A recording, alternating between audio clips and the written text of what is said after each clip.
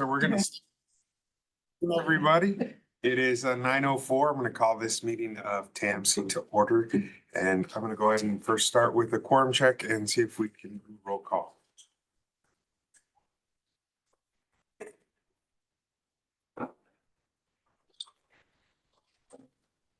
District 1, Supervisor Alejo. Here. District 2, Supervisor Church. Here. District 3, Supervisor Lopez. District 4, Supervisor Askew. Here. District 5, Supervisor Adams. Alternate coordinator. City of Carmel by the Sea. Yep. City of Delray Oaks. Here via Zoom. City of Gonzales. City of Greenfield. City of King City. City of Marina. Well, City of Monterey. present. City of Pacific Grove. Here. City of Salinas. City of Sand City. Here. City of Seaside. City of Soledad. Here. Ambeg. Here. Caltrans District 5. Monterey Bay Air Resource District. Here via Zoom. Monterey Regional Airport District. Carl Miller here via Zoom.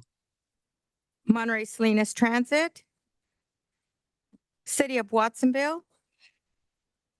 CSUMB. Nicole Chair, we do- Hollingsworth here via Zoom.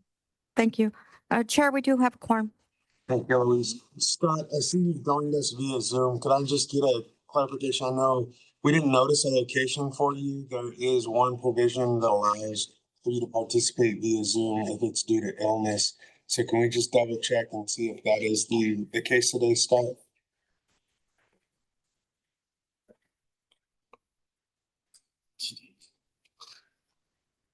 Okay. Did you lose them?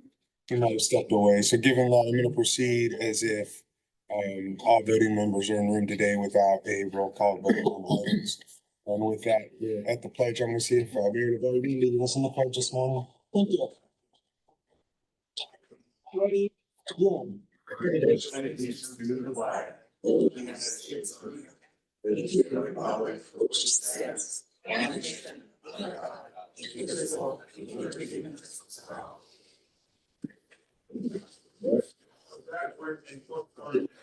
The public comment, this is an opportunity for the public to share comments regarding items not in the agenda but within the purview of this body.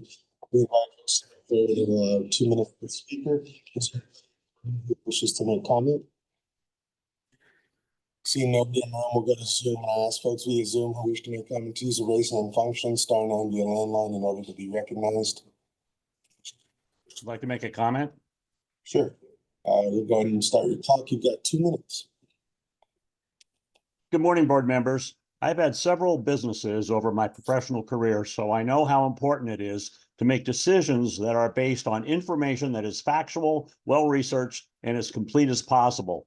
Occasionally, decisions or opinions had to be changed when new information was received or it was determined that prior information proved to be incorrect.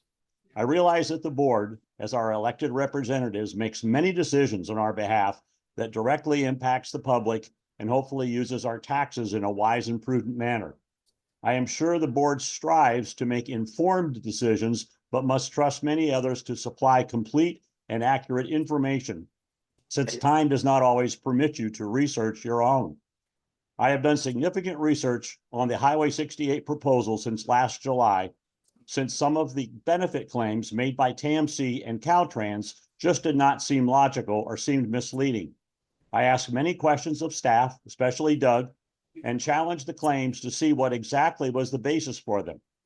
I did online research on positives and negatives of roundabouts and what other methods were being used to address traffic congestion. I discovered by speaking with the county fire chief, David Sargenti, that one of TAMC's claims of 9 roundabouts reducing emergency response times was just plain false. Further research and questioning showed that a number of the other claims on the project fact sheet were either inaccurate or misleading. I felt that TAMC, Caltrans, and the public should be made aware of the information that contradicted the claims, so I submitted all of what I discovered to staff who did not refute it and actually acknowledge the accuracy of most of it. I even put the information on a website, 9roundabouts.com, so people could challenge what I was asserting. I did not get pushback, but instead received much support, even including Barry Jones, a retired civic engineer from the UK who actually designed roundabouts, so knows them well. I sent the main points of my research in a letter to each of you on Monday and urge you to read it thoroughly and reconsider your opinions and actions that may have been based on previous incorrect or incomplete information. I also challenge you to ask staff about my assertions and what, if anything, is wrong with them. I further urge you to put a hold on the roundabouts and support the Caltrans effort to do a pilot study of AI-controlled signals at 4 of the 9 intersections. I believe it will show that AI-controlled signals will provide significantly better results than roundabouts and will do it at the fraction of the cost, actually 0.2%. AI technology will also better adapt to changing traffic patterns and the future of autonomous vehicles. Thank you very much for your attention. Thank you, Mr. Stone. I see no other hands up via Zoom and nobody else coming forward in the room. So we're going to close public comment, proceed forward. Our next items up is our consent agenda. Dang it.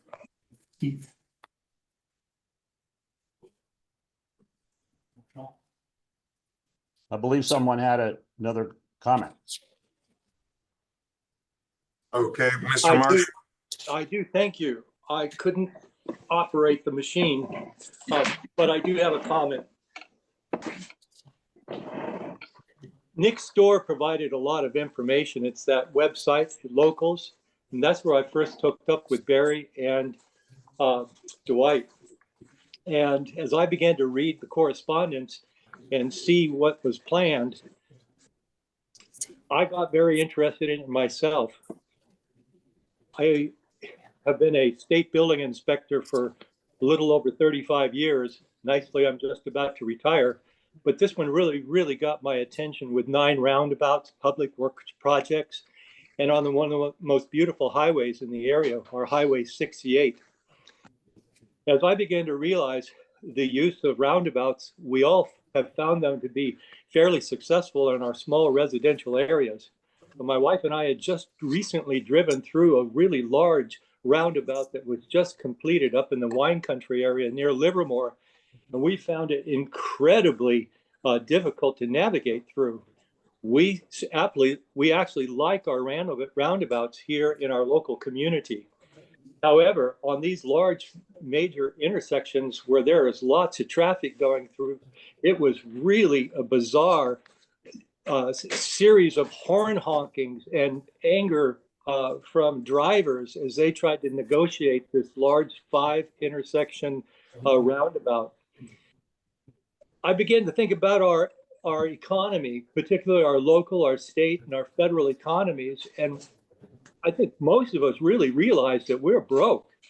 And the idea of dropping 200 million into 9 roundabouts just absolutely flew in the face of any kind of fiscal responsibility from my perspective. The perspective is we have the 21st century that we have entered into full headlong and full steam ahead. With the advent of these sophisticated lighting signaling systems, we have an opportunity to spend only $500,000 and put in a system that will work as well, if not better, than tearing up our beautiful scenic highway for 4 to 5 years to come and become a nightmare of for the commuting traffic. We've got 30,000 people that move in and out of that corridor, and we're planning for the next 4 years or 5 years to put in construction to slow the traffic for not only our commuters, but for our visitors into this beautiful community of ours. If we can't afford 200,000 or 200 million, but we can afford 500,000 and put a system in that's going to function for years to come. Thank you, Mr. Marshall. Thank you. All Yes, sir. right, is there anybody else via Zoom at this time? Yes, please. It's Barry Jones here. I can't get the wave thing working. All right, without the wave thing, go ahead, Barry. Thank you. So I'm a resident of Pasadena and represent both Pasadena homeowners, some 240 residences, and Concert Golf, who are the new owners of Club at Pasadena Country Club. I want you to know our position in advance of any meetings and discussions you'll be having during the upcoming weeks and months that you may have with TAMC and Caltrans staff regarding Highway 68. We had big attendance at public hearings, various discussions with TAMC and Caltrans representatives holding a town hall at Pasadena with both HOA and the Concert Golf, and we submitted separate, very detailed responses to the draft EIR. Both entities objected to the designs of both alternatives at the Boots intersection and questioned the need for such a large amount of money to be spent on 9 hardscape roundabouts along the corridor, which don't appear to solve the problems that are trying to be solved. In addition, the vast majority of residents and members are very supportive of the AI-controlled signal solution that's been talked about. They also support the position and recommendations made in Dwight's letter and lots of letters, which we urge each and every one of you to read and follow up on because it's very important, the information in there. I personally also believe there's going to be a significant challenge for TAMC and Caltrans to obtain 150 million, 200 million government agency grant funding for the corridor improvement based on improved safety claims. When you look at the draft EIR, the end-to-end actual total collision rate for the corridor is 10% less than the statewide average. Not a good position of strength when applying for significant funding. Add to this the continued rapid advances in technology and advent of changes in Californian law, enabling current installation of speed cameras, and also the City of Monterey with the ALPR actually coming in very soon. I suggest that TAMC and CAMC should seriously consider changing the ALPR. So by evaluating and implementing AI controlled system rather than roundabouts, TAMC and Caltrans could become leaders in modern technology. And also, I respectfully suggest that the county would therefore make much more prudent use of Measure X funding. I believe that the county board has a pivotal role to play in ensuring the most prudent use is made of the $50 million. And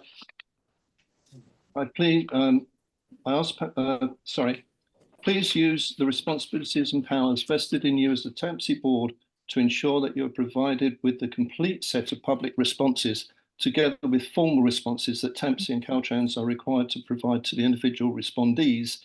This is important before you make any decisions about approval of the final EIR. Thanks for your time, and please take this to heart. Thank you, Mr. Jones. Is there anybody else via Zoom? All right, hearing none, I'm going to close public comment, bring it back, and I'm going to revert us back to item 1, which was the establishment of quorum. I want to turn to Scott Donaldson, and I think he has an announcement to make here at the beginning of this meeting. Yeah, thank you, Chair. I just wanted to let everyone know that I'm participating virtually from my home in Delray Oaks pursuant to AB 2449, and I have no one else in the room with me. Great. So we need to adjust cost. So it's due to an illness, correct, Scott? Okay, say again. I'm having difficulty hearing you. You have to have cause, so it's due to an illness, right? That's correct. Okay, perfect. All right, that's all we need. Thank you, Scott. So with that, we proceed to item 3, which is our consent agenda. Is there a member of this body who wishes to pull an item from consent for comment, questions, or alternative action? Yes. Ed. Yeah, I just want to pull, and only for full disclosure, 3.21, which is the MST SERP project, just because of the size of the program and award. Okay. Anybody else? Anybody in the public wish to pull an item for comment today? Rita? Part 1.5. Okay. Anybody via Zoom? Seeing none, we'll go to Ed first. Yeah, I just have an internal policy where when it gets to large numbers, I just hate to have things that are approved on consent where the public may not see it, but I just wanted to highlight that because it's, I'll just read for title. 3.2.1, adopt resolution 2024-04, portioning 21 million in fiscal year 2024 to 2025 local transportation funds to the Monterey Salinas Transit. I do support it, but I just wanted to make sure that it was out in public so that the public was aware. And that's all I have, Chair. Thank you. Any other comments on that particular item? Seeing and hearing none. Rita, you want to come forward and share your concerns? I think you're going to get someone can hear. Yeah. So good morning, everyone, and thank you for acknowledging me, Chair. Full disclosure, I was a TAMC staff member, and I'm happy to be sitting with, my colleagues from working with them. And I retired last year as the Director of Finance and Administration. And I promised this body that I would be back at some point in time. So here I am. And of course, the breakfast that is served and two favorite topics on the agenda, the budget and the admin policies, were also another pull to come back this morning. So anyway, I just had a couple of questions on the policies. I see they're being changed. And since I was one of the authors of some of the admin policies, it kind of led me to ask some questions. One is I see that we're making some changes to reimburse staff for first federal rates versus state rates. And Caltrans, I know, has a policy where you have to follow the state rates. So I'm wondering if there's been a change in the Caltrans rules to pay staff at the Fed rate versus the state rate. So that was one of my questions. And because the pay issue was written on based on Fair Labor Standards Act, the FLSA Act. So I just want to make sure that we're not, as a body, approving something that might be against the FLSA. If the state law has changed, then obviously, certainly, you should be adopting whatever the current law is and make sure we do the right thing. And then the other was the meals within the county. One of the positions that the past executive director and I had taken, we based it on the county rules, the HR rules of the county when TAMC became a separate entity. And the position was that within County of Monterey, staff would be bringing their own lunch or eating their own lunch rather than being reimbursed. And it was to have people not schedule meetings around lunch just to be, reimbursed for lunch.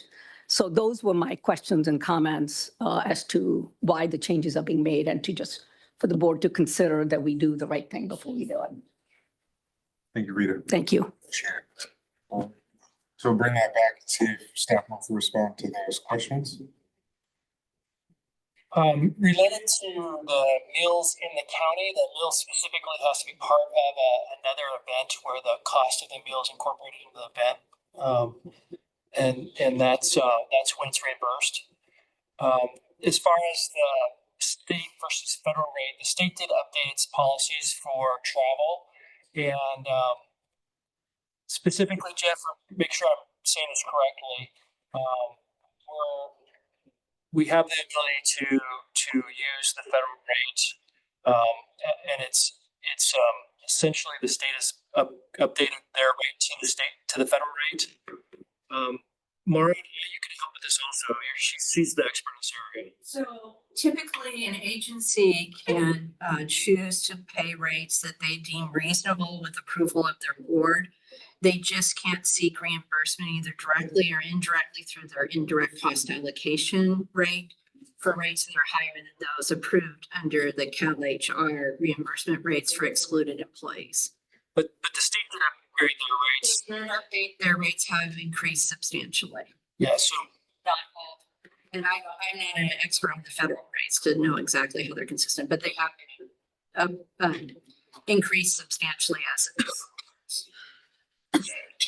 what was happening is that the state of upgraded rates since 2014, 2016. Hotel rates have not been upgraded since the early 2000s. Yeah, so we've been having to do extra paperwork to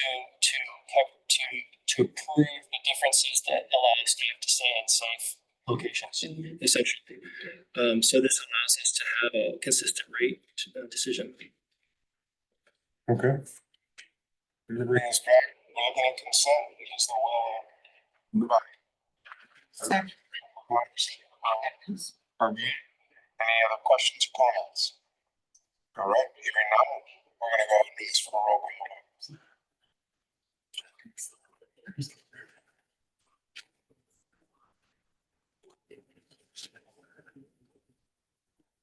District 1, Supervisor Alejo. District 2, Supervisor Church. District 3, Supervisor Lopez. District 4, Supervisor Askew. District 5, Alternate Courtney. City of Carmel by the Sea. City of Delray Oaks. Yes. City of Greenfield. City of King City. City of Marina. City of Monterey. City of Pacific Grove. City of Salinas. City of Sand City. City of Seaside. City of Soledad. Chair, the motion passes. Item on today's agenda is to present the Transportation Agency Employee of the Quarter. That means Thanks. I am honored to present you with one. Employee of the quarter. First, we have Teresa. And it's the employee professionals who are diligent and privilege are in these releases of the codes and construction report. Most notably, employees pushing several public outreach efforts from the Scenic Highway 68 project, the U.S. Department of San Francisco's project, the Highway 1 and Merchant project, and others. On behalf of the board of directors, the staff, and the transportation agency for Monterey County, these are my pleasure to recognize Teresa for her exemplary service. Thank you.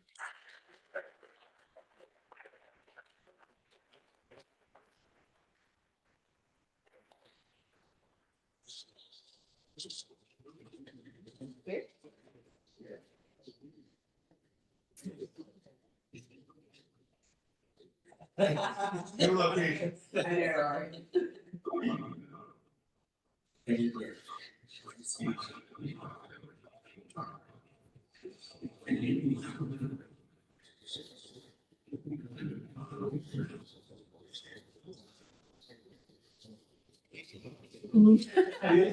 I just wanted to say thank you to my colleagues. This is a great organization. I love the fact that regionally we collaborate together. You as our board members, certainly staff. And so I just appreciate the opportunity to help advance the purpose and the cause and the work that we do. So thank you so very much. Before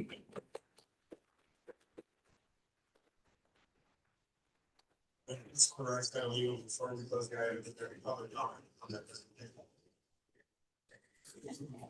Hearing none. Proceed forward to 5, which is our meeting transit and public hearing. So we'll receive the presentation again. We'll do that verification.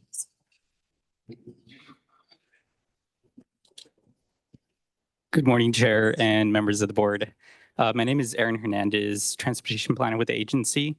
This morning, I'm going to provide you an overview of the unmet transit needs process and then request that we open the public hearing. The unmet transit needs process is required by the Transportation Development Act under the Local Transportation Fund, which allocates a 1/4% of the general sales tax that is collected statewide and comes back to the county on a population basis to support public transit services. Here in Monterey County, we have Monterey Salinas Transit, MST, which provides public transit services to all the cities in our county. Most of this money goes back to MST for transit services, and a small portion goes to the transportation agency for transportation planning, as well as bicycle and pedestrian projects. As a requirement for these funds, we have 2 public hearings per year to identify any transit needs that are not currently being met.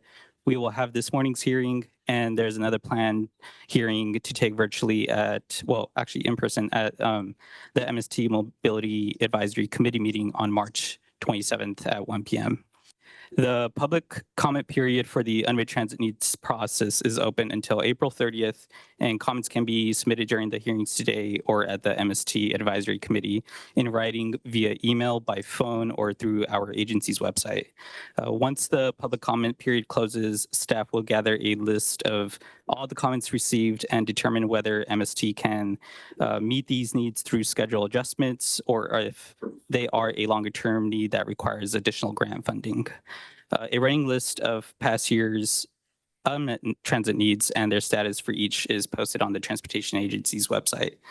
So that concludes my presentation, and I'm happy to answer any questions from the board members before the chair opens the public hearing to accept public comments. Any questions from board members at this time?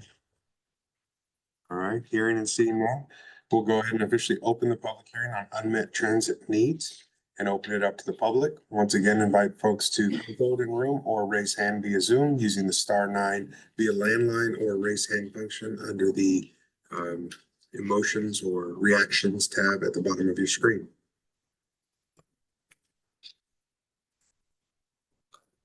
Seeing none via Zoom, nobody coming forward in room, we'll close the public hearing and bring it back to this body. Do we need to take any other official action at this point, Aaron? No other actions at this point, Chair. All right, thank you very much.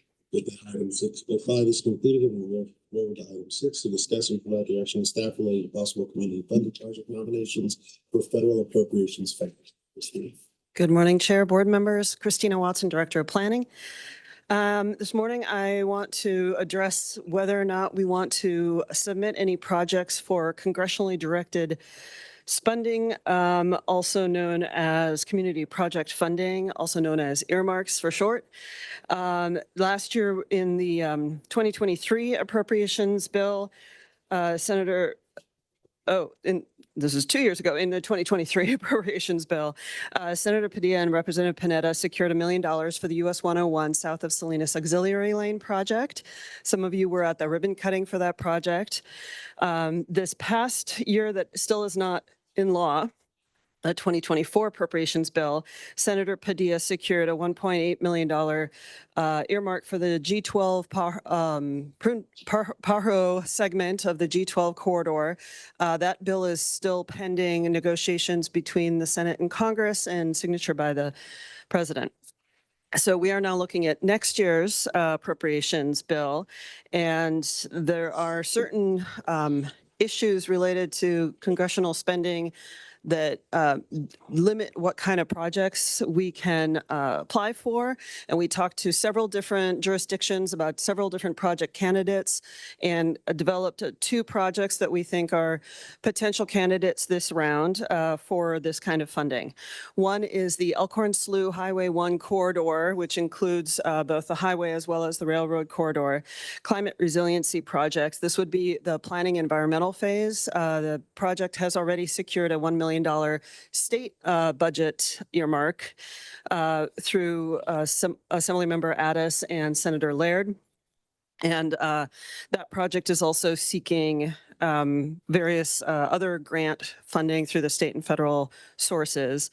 We are looking to do a preliminary environmental linkages report and a project initiation document with Caltrans for that project with this funding. So that would be one nomination, and that is in Representative Panetta's district. The other nomination would be the King City Multimodal Station Project, which would be in Representative Lofgren's district. And that is a train station platform project that is supported by Amtrak and is on Union Pacific, the Union Pacific owned Coast Rail corridor. And so the city of King City is working with Union Pacific to determine exactly what needs to happen to that corridor in order to add a new station on that line. This body already supported this project with a $7.5 million amount of funding through the Senate Bill 125 funding a couple months ago. that is still pending approval by the California State Transportation Agency. So those are the two projects we're recommending this board approve us to move forward with in terms of nominating them for congressionally directed spending. And we do have our federal consultant, Jim Davenport, on the Zoom, and he can provide an update as to the current status of activities in Washington, D.C. Sure. Thank you, Christina. Did you want me to start first or did you? Yes, ask the go board? ahead. Yeah, okay. Yeah, Christina, you touched upon it. We are still waiting on our, on TAMC's project to be, to receive the funding for the project that's, that we submitted last year. As of today, actually last night, they have announced a new path forward to try to wrap up the first 4 appropriations bills, either by this Friday or next Friday. Those 4 bills include the Transportation HUD appropriations bill, which is where your project is funded.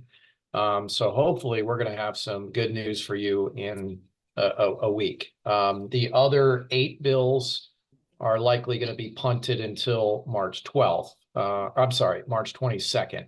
But that's for other folks that are concerned about those bills. As Christina made aware, we are now faced with some deadlines. Senator Butler's deadline is March 12th. Senator Padilla will likely have his form out very soon with a deadline of probably mid to late March, as will your members of Congress. So now is the time where we are doing our submissions for earmarks. And I think with that, I'll turn it back over to Christina. Thank you, Jim. That's our report. Any input from the board on this item? Bruce? Yeah, on the King City multimodal, congratulations to everybody in King City, Mayor. Any progress you make on that project? And my question is, how does the earmark that potentially going to go forward for that project, multimodal King City, how does that relate to the money that's in the budget today? We're going to later on consider 11 million going to that project. Is that part of the 11 million or is it in addition to that 11 million? The 11 million in the budget today. For the King City multimodal transit. In our integrated funding plan? 24-25 budget. Yeah, so we, Maybe Todd can help. as part of the budget, is also the overall work program and integrated funding strategy. And the money that's listed in integrated funding strategy is not necessarily secured. It's funds, secured funds, and also what we're pursuing in the next 5 years. So we're not asking for an adoption or action by the board on what we're pursuing, other than to acknowledge that is the priority for the board, so the board can see what our priorities are. So it's not an action for that specific dollar amount. All right, let me put another way so that I don't understand. If this earmark goes forward, and I hope it does that add to the money that's already in the work program, or is it part of that? I think it would add to it. I'm not sure, Mike. Yeah, it would add to it. Thank you. Anybody else?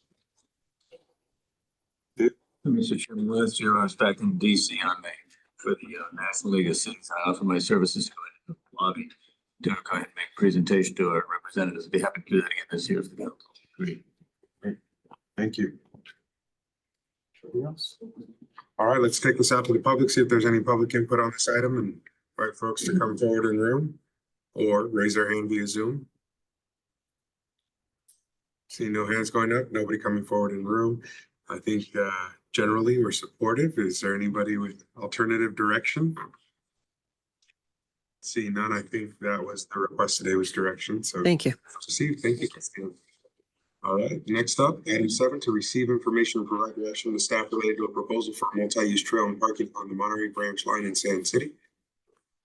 Thank you. Zane, come on up to the podium. Sand City reached out and with a request for chance to consider the city constructing a multi-use trail within the Monterey branch line portion in the city, and also with some locations where they're interested in pursuing parking. And we referred this to the Rail Policy Committee, last month, and they heard the presentation and suggested that it should go to the full board. So we have it here for the full board. Generally, we look at the Monterey branch line.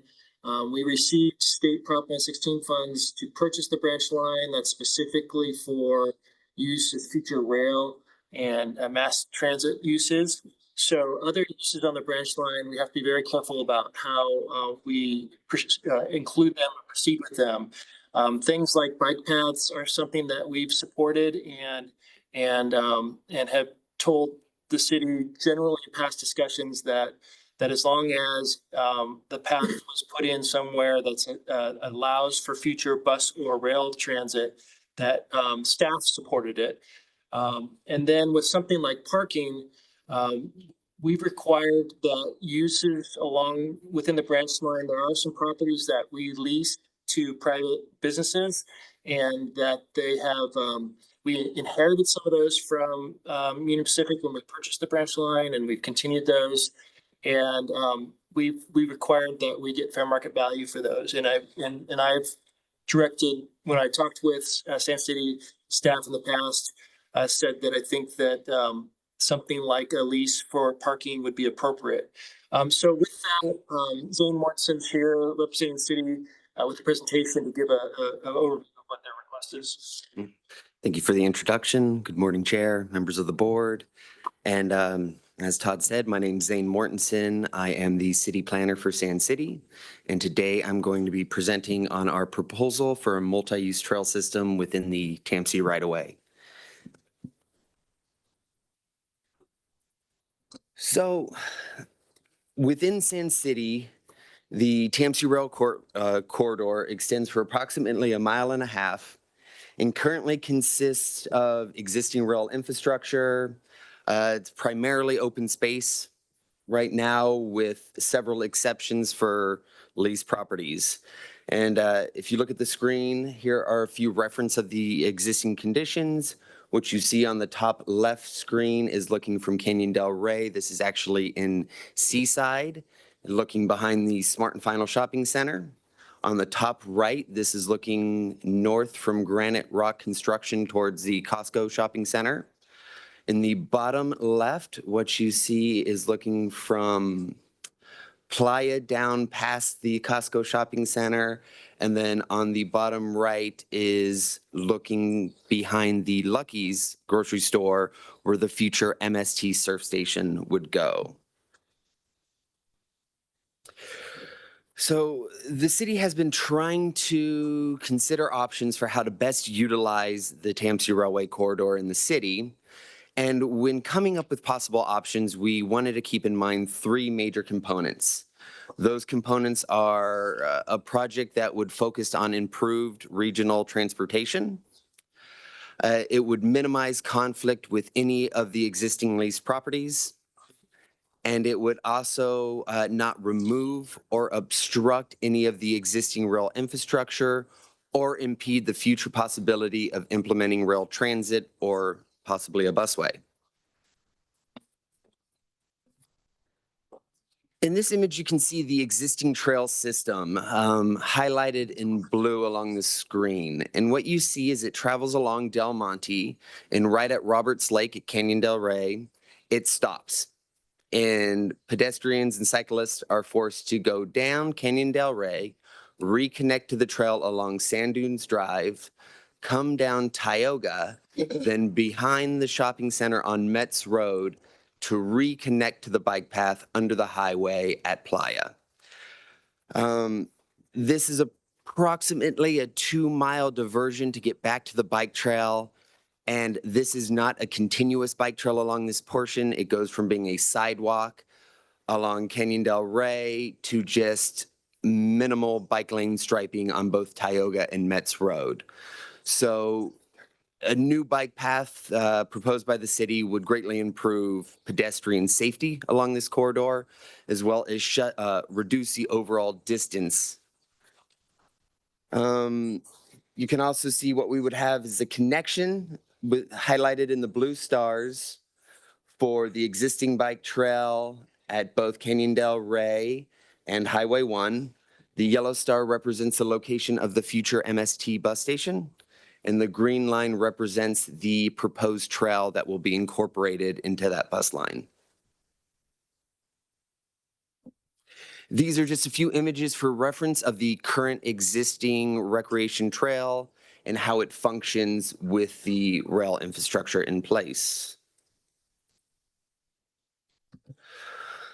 So there's two main components of our proposed trail system. One is the new multi-use trail, and the second would be improved bike lane striping at locations that would minimize conflict with the existing leases.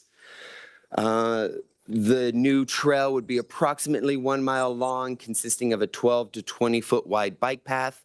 12 foot is a minimum requirement for multimodal trails. It does create a connection between the existing recreation trail and the future proposed MST Surfway station. And it greatly improves pedestrian access to alternative forms of transportation. So the multi-use trail system itself takes place in 3 different sections. The first section is about 0.3 miles long. It extends from the Playa California intersection right behind the Lucky's grocery store. It extends down to Granite Construction.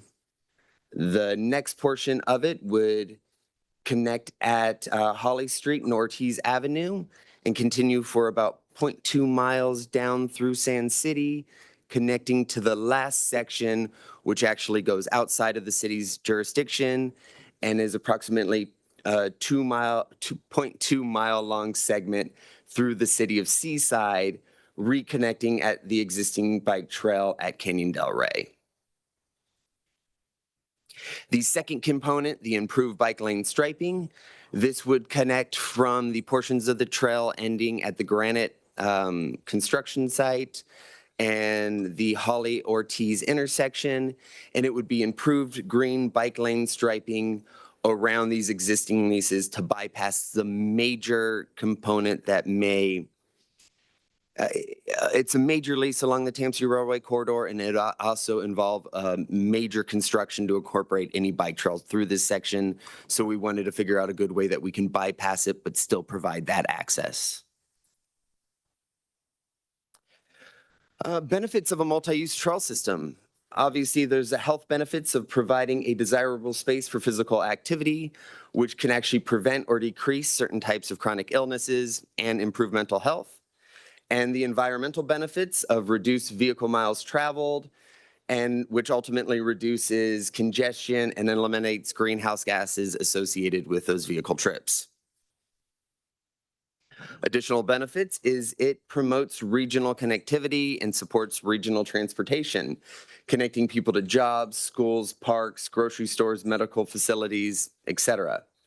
What you see in this image, for example, are 5 different universities within the surrounding region that are all within 1 mile of the existing bike trail that would have better access to both the bike trail itself, which connects from Pacific Grove all the way to Castroville, as well as future transit lines, which would allow people to go to school and live all throughout the region, as well as provide opportunities for work for people that don't live in our community.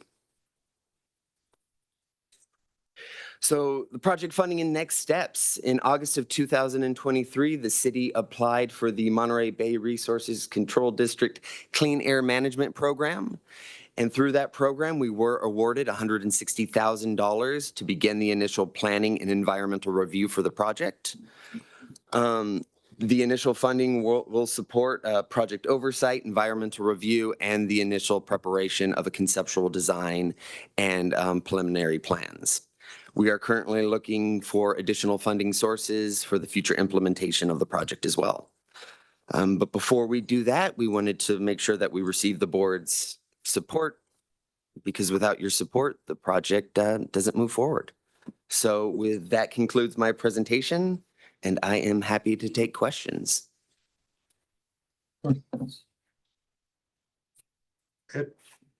Yeah, I know it's in concept, but as we look at the map, clearly there's part of this is designated as parking.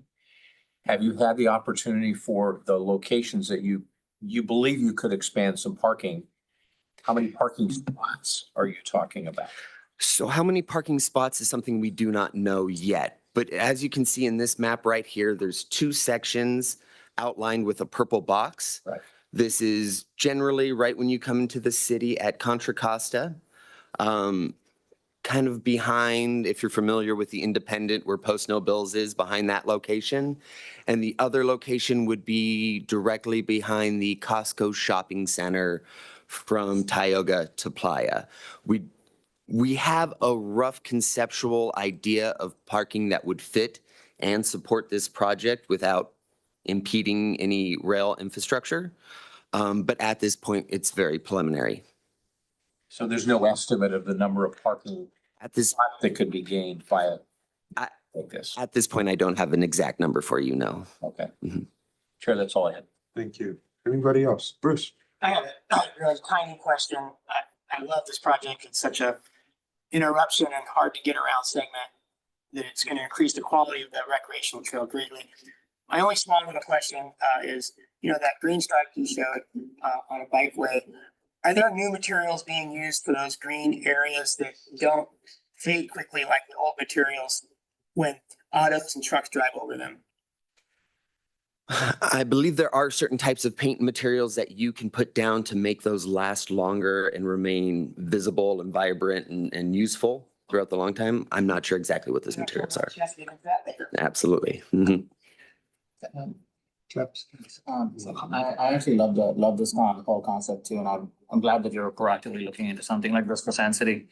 So in this slide itself, it has information around a connection to MST, SURF, etc.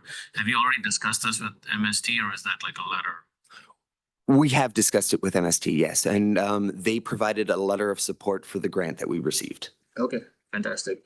And from a board perspective, that are we discussing the lease concept right now? Is that fair to ask right now? So is this Go ahead as well. So is this being considered as a lease then? So it is up to the board on how to evaluate this and how to consider it. I'm recommending that the parking component be considered a lease because that's consistent with the state funds that we received to purchase the right of way. Regardless, we'd have to put a condition on the parking that if it impeded future rail service, we'd have the right to remove the parking and put in transit service. But we do currently have leases on several properties in this area. The most notable one is the Granite Rock site where they go through here. And it is the fund source that we use to keep the Monterey branch line right away clean all the way up to Castroville. So homeless encampments, other things that pop up regularly. It's the source of funding the only source of funding that we have to keep the right of way clean. I'm sensitive to not losing leases unless there's a really good alternative use that goes into place. The parking though is not, I see it differently than the bike path component of this.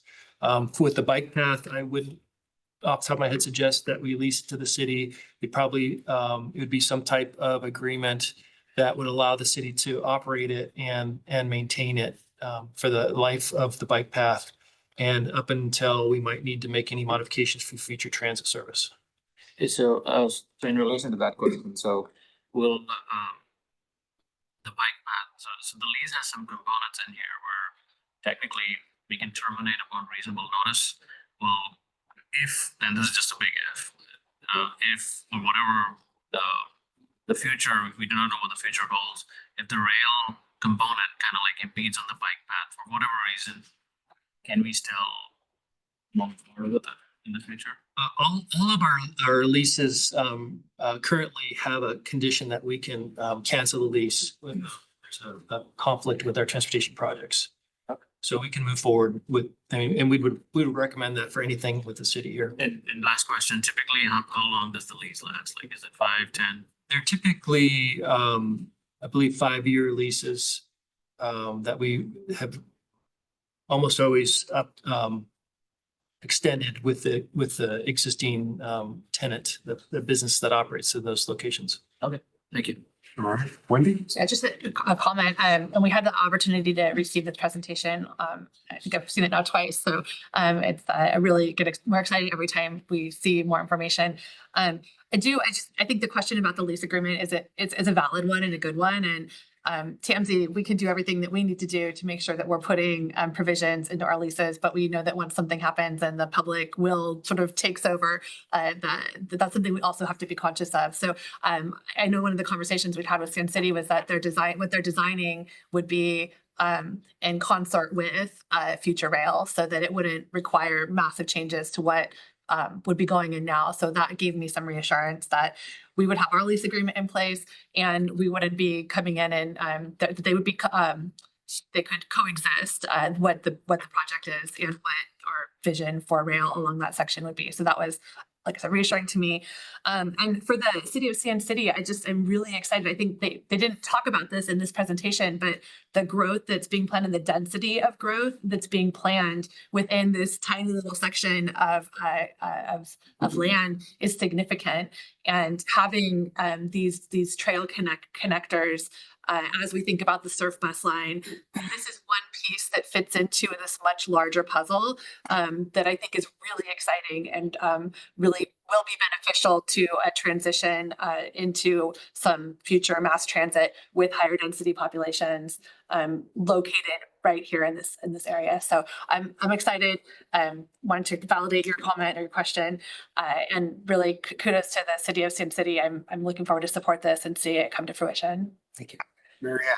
Yes, so about 20 years ago, I brought this idea up, and I believe I brought it to TAMC, and we had a different CEO at that time, but we did have a meeting on this here about use along the railroad right of way, and especially with the missing link with the regional commuter bike trail.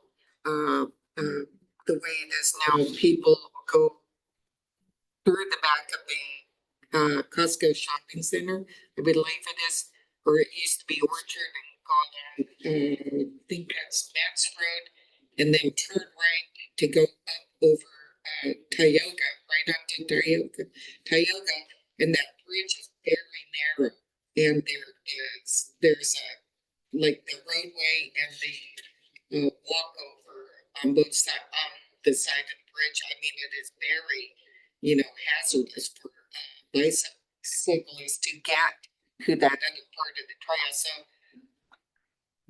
looking at the new development there, I brought this back to Reddit to MSTs,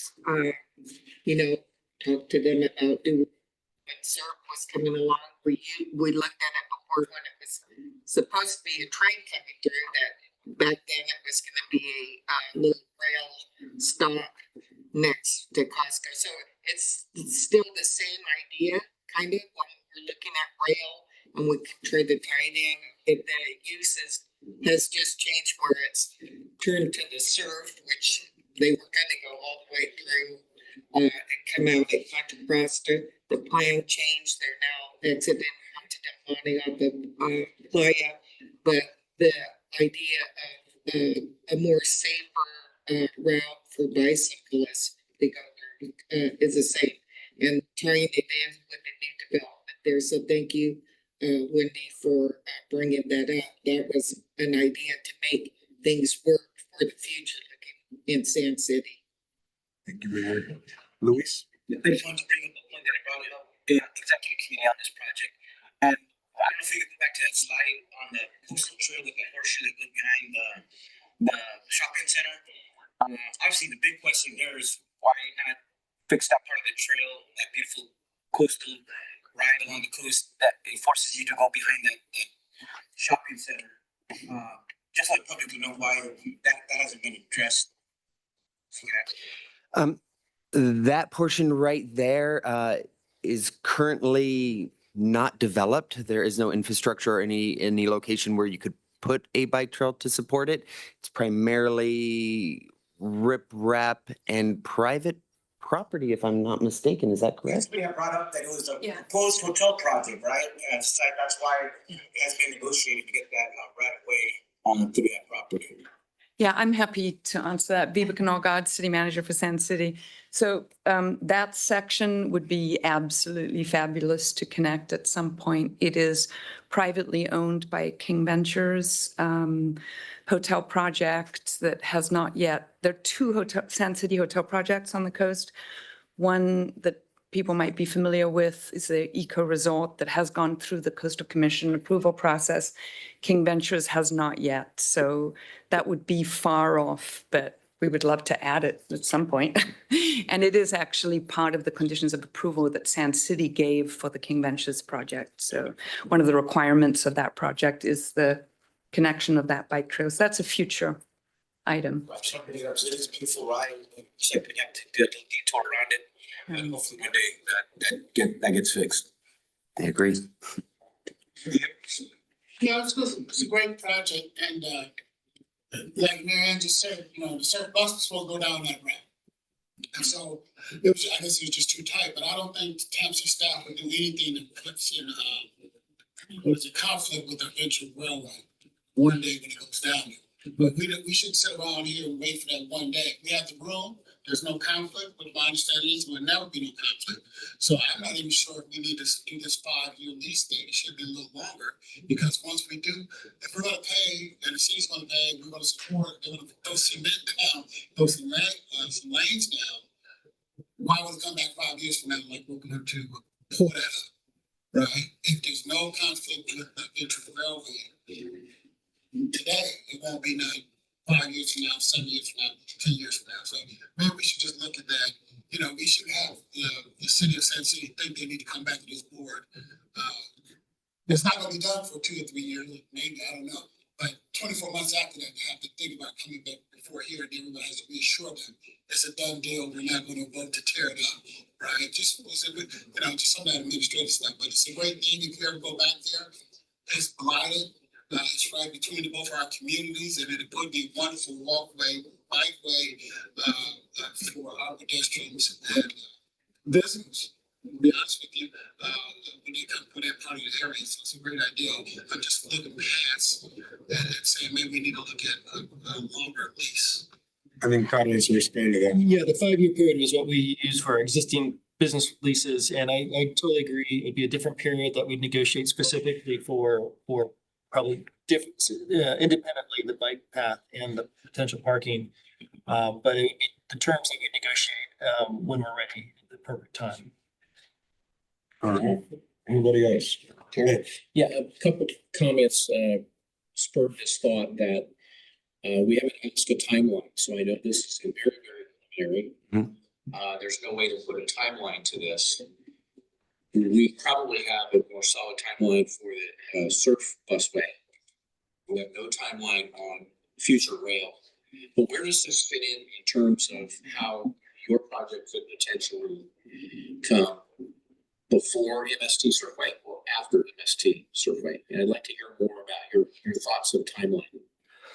So timeline, of course, always depends on budget and the ability to get the financing to support this project. But currently we do have the 160,000, and we have started with the environmental review and initial concept and design. I'm assuming within 6 months, we'll have that ready for review. Following that, we're looking at implementation within probably the next few years. So I think it'll coincide fairly well with MST's future project in the city.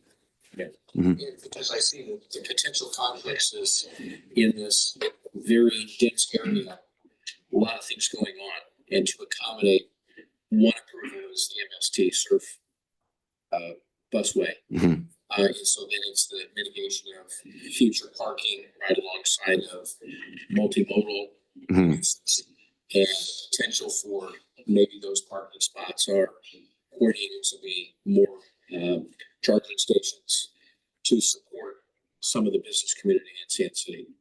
Absolutely, that is a potential. And the parking is really not only to provide people with access to the trail, but it's also that the safe first and last mile of the transit rides. And so things like charging stations, park and ride, all are in that line. Thank you, Chair. All right. Seeing no This body with questions will take it out to the public and invite folks to come forward and raise their hand. If they'd like to make comments on this item, start in the room. There's yours. Good morning. Name's Eric Peterson, and I just have a couple quick comments and the requests really. First, I hope this project follows the Caltrans Highway Design Manual, which is very safety oriented from a cyclist point of view, has some very logical requirements. And the pictures you saw of the Class 1 facilities did not meet the requirements of the Highway Design Manual. Secondly, please avoid chip sealing. It's really nasty from a bicyclist point of view, both from tire wear and those moments when somebody falls down. Sand City's already got some streets chip sealed, and I saw somebody fall down on one, and it was pretty ugly because he lost a chunk out of his shoulder. And Sand City doing a lot of neat stuff. It would be really good to have this, including competitive cycling now. And it would be really neat to have this be really a sterling safe facility. So we'll go to Scott Eaton next. Scott, here's yours. Yeah, thank you, Chair. Just a comment and maybe wanting to verify, realizing that I have a little bit of experience with bike trails at the city level. I just want to emphasize the importance of the outreach and getting an overall sentiment of the level of support or resistance amongst those individuals that might be located near the trail or businesses that might be impacted. It sounds as though there's a great level of support for the trail amongst those individuals, but I just want to make sure that that in fact is the case. And then also keep in mind that this project can become a very fluid environment and it changes very quickly. Thank you, Scott. All right. Seeing no other hands up via Zoom, nobody coming forward in the room, we'll go ahead and close public comment on this item, bring it back. Staff is looking for direction. Is there? Chairman, I was just wondering why isn't this not properly on the list for possible augmentations from the feds? We're not asked for a earmark for this. So the funding they have right now is for design. The project hasn't been designed, so there's no cost estimate for what it would take to complete the project. So within the criteria of what the federal earmarks typically look for, it's a little early. Yeah. I would just say, are we saying when it is designed, can the board look at putting this to our list? I think I'm supporting that ideal, so I just don't want us to lose that great suggestion that he had is. I just saw the city manager for Sand City's ears perk up. Yeah, yes, definitely. So what we would expect, like this is similar to the projects in all the different jurisdictions as they progress towards design. We would expect to see it when we have funding in our RSTP competitive program. No, actually, that's why I said add it to the list. Yes. Right? You know, that's all I said. I know it's a list and I know we all got stuff on that list. It would definitely be added to the list. So it sounds like there's direction supportive of staff's initial thoughts, which was to proceed forward with the leases. Is there anybody opposed to that general direction? I'll make a motion to provide direction to staff to pursue what direction, not clear what you need. So support for Sand City to continue to design this project and have TAMC staff work with the city on the development of the project. And specifically to look at the bike path, multimodal path, and the parking proposals separately and bring those back to the board when there's more information. Okay, that's my motion. Okay, I've got a motion from Askew, a second from LeVar. Final thoughts? Short runway, seeing none. Yeah, just Scott, I just want to echo what Scott said. Very, very important. And I'm sure Sand City heard that to make sure that the residents in Seaside, Sand City, as well as Monterey, have an outreach and opportunity to know what's going on. Great. All right. So with that, I am going to ask for a roll call vote on this item.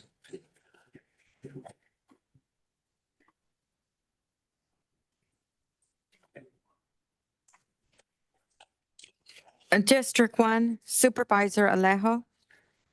District 2, Supervisor Church. District 3, Supervisor Lopez. District 4, Supervisor Askew. District 5, Alternate Courtney. Aye. City of Carmel by the Sea. City of Delray Oaks. Yes. City of Greenfield. City of King City. City of Marina. Yes. City of Monterey. Yes. City of Pacific Grove. City of Salinas. City of Sand City. City of Seaside. City of Soledad. Chair, the motion passes. Thank you. Our robust discussion. We have concluded item 7. We're going to proceed to item 8, the draft overall work program budget and integrated funding strategy. Mike Zeller and Jeff Kaiser are here to do the presentation. Hey, good morning, Chair, members of the board. I'm Mike Zeller. I'm TAMC's Director of Program and Project Delivery. As Executive Director Malcolm mentioned, I'll be presenting today with Jeff Kais, our Director of Finance and Administration, on the fiscal year 24-25 budget, overall work program, and integrated funding strategy. So just to give a brief overview of how these three components work together, we have the overall work program, which primarily looks at the different activities and tasks that the agency is going to be working on over the next year. It has a timeline for deliverables and identifies the staff that'll be working on the different work elements. It covers the upcoming fiscal year, and it's the basis for the annual budget. So it's the actual work that we'll be doing that is reflected with the dollars that are contained in the budget. The budget itself is obviously the business plan and the financial plan for the agency. Reflects the board's priorities. It's where the board is electing to or directing staff to put the finite resources that we have financially towards what we're working on. As I mentioned, it translates the overall work program into money. The budget itself has a focus on the upcoming fiscal year, but it then also provides a look ahead for the next 2 fiscal years to see kind of what the trend lines are. And then finally, we have the integrated funding strategy, and this is a snapshot of all of our regional projects and programs, and it's funding that necessarily doesn't flow through the budget, but things that the agency has a priority on and that we're working on. It includes the schedule for the projects as well as a funding pathway, as we had discussed earlier about the King City Station project. This strategy includes both funds that have been secured as well as we identified going after different grants that may not have been secured yet, but kind of sets the plans for how we plan to fund projects over the next 5 years. So I just want to run through some examples, highlights from both the overall work program and the integrated funding strategy. So some of the work that we'll be doing over the next fiscal year, we'll be updating the regional transportation plan. This is our long-range planning document. We recently adopted the last plan in June of last year, but we update this every 4 years, and it takes a bit of time to go through that process. So we're starting that now with AMBAG as well as the transportation planning agencies from Santa Cruz as well as San Benito. We do a combined effort that filters up into the Metropolitan Transportation Plan. So we'll be bringing back more information, I believe, at the March board meeting on the process and progress of the plan update. We recently received a federal Safe Streets for All grant to prepare a regional Vision Zero strategy for Monterey County. So this is looking at how we can reduce collisions and fatalities throughout the county. Part of this will be an effort to look at different hotspots for collisions and fatalities and then identify potential improvements and provide a prioritization of those improvements. The action plans will then be tailored to each jurisdiction. Each jurisdiction will be able to adopt those action plans, and then that opens up additional funding opportunities from the federals to do implementation grants. So this will be kind of the first step that will open up a larger door for more funding to come to the region. We'll also be, we received a Caltrans planning grant to prepare a regional transportation vulnerability assessment. So this will look at the potential impacts from climate change and sea level rise along the coast, identify potential impacts along those areas, and then as well as mitigation strategies and improvements that we can do to help alleviate the impacts from sea level rise and climate change. And then finally, we were also successful in receiving a grant to prepare the North Monterey County Safe Routes to Schools plans. So this is similar to the efforts that we have done in Seaside and Marina, Salinas, and as well as the Salinas Valley Safe Routes to School plan that is currently underway. Similar to the Salinas Valley Safe Routes to School planning process that we talked about, the participatory budgeting, where we convene steering committees of the local community to come together to identify and prioritize projects to move forward. This process will have a similar participatory budgeting process included as well. So that is just getting underway. So we'll have more information from the board in the future on this as well. And finally, just running through some of the highlights of the integrated funding strategy. So we have the Surf Busway project. So on the consent agenda today, as you heard, there was approval of Measure X funding agreement for construction management with MST. This project is moving forward towards final design, looking towards getting its final permits, and should be ready for construction soon. We have the State Route 156 Castroville Boulevard project that we provided a presentation at the January board meeting. Since that time, we've been working closely with Caltrans and California Transportation Commission staff to pursue the direction that the board received to move forward with applying for Senate Bill 1 Cycle 4 grants for this project and forfeiting the existing grant funds. So that is moving forward positively. We've submitted the nomination, or Caltrans actually submitted the nomination forms forward to have them be in support of the project. So we'll waiting to hear back on the submission of those forms, and we're looking forward to being able to submit this grant coming up. We have the Scenic State Route 68 corridor. So this is project is wrapping up, or is currently in the draft environmental document phase. The public comment period just closed. We're planning to bring back a presentation to the board in March on this process, the public outreach, as well as the comments that we have heard, and provide some information on some additional visual simulations and modeling that we've done on this project. So this is funded through environmental, and also in our state transportation improvement program, we have final design funded as well. And then we're setting this project up to compete also for a cycle 4, the Senate Bill 1 grant programs. We have the US 101 South of Salinas project. So this is also just starting the environmental process, and it's also funded in the State Transportation Improvement Program for final design. Doing quite a bit of public outreach right now on this project to get ready to launch into the environmental process. So get as much feedback as we can before that process starts. We've also been in discussions with Caltrans about some potential interim improvements that they are looking to nominate for potential funding. So we'll have more information on that that we'll be able to bring back.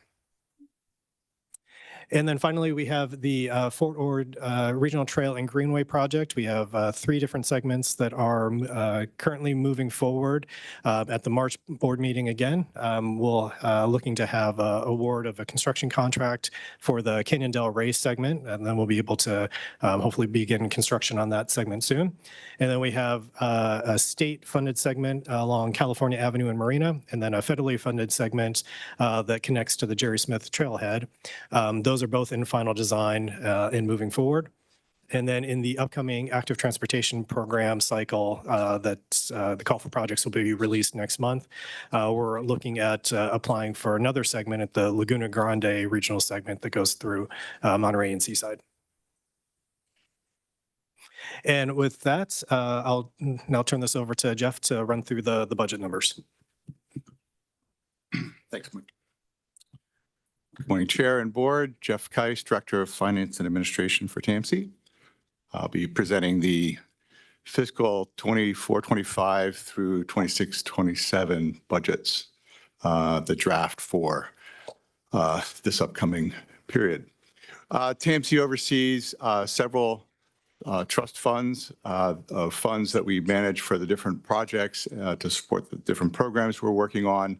They are listed here, and not everything in these funds are funds that run through our budget and our books. This year we do, as Mike mentioned, have federal money coming in for the Safe Streets for All program, and our other state, local funding sources are consistent with past years. The budget basically breaks down into two big components, our operating side and direct programs. So operations includes staff, benefits, salaries, materials and services to run the agency, as well as any capital outlays we might have. Direct programs are costs associated with the contracts and the consultants and vendors and expenses associated with those different work elements and work programs. The budget from a highlight standpoint, we have some planning. Obviously, there's growth in the projects and supporting the future expenditures on systems and the office, the future office. The agency does need to move in a couple of years, and we have to start looking ahead in that regard. And we also are able to make our final payment of the Caltrans audit finding that has been going on for a while now, and this is the last year we'll make that payment. And we also do hope to include in our expenditures for this year money to do a compensation study to look at the classification and compensation structure for the agency. Our revenue assumptions, there's growth really associated with those projects that Michael outlined, the Vision Zero plan, the vulnerability assessment program, and the safe routes to school, expansion into northern Monterey County, and FORTAG is obviously definitely picking up steam. And then some programs are winding down as they're completed, as listed there. We have ongoing staff revenue sources, which is the SAFE program, the Freeway Service Patrol, the branch line, rail extension to Salinas, and Measure X also does fund some administration. We do not forecast using any reserves this upcoming year. In fact, we anticipate contributing to reserves.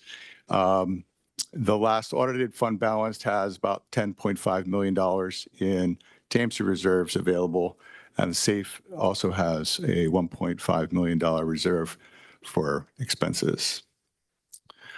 Revenue by type. On the operating side, there's just under 4% growth in revenues for operations and a significant 50% growth in revenues to support direct programs. I think the program menu shows how active we are, and that overall equates to just under 27% growth for the agency.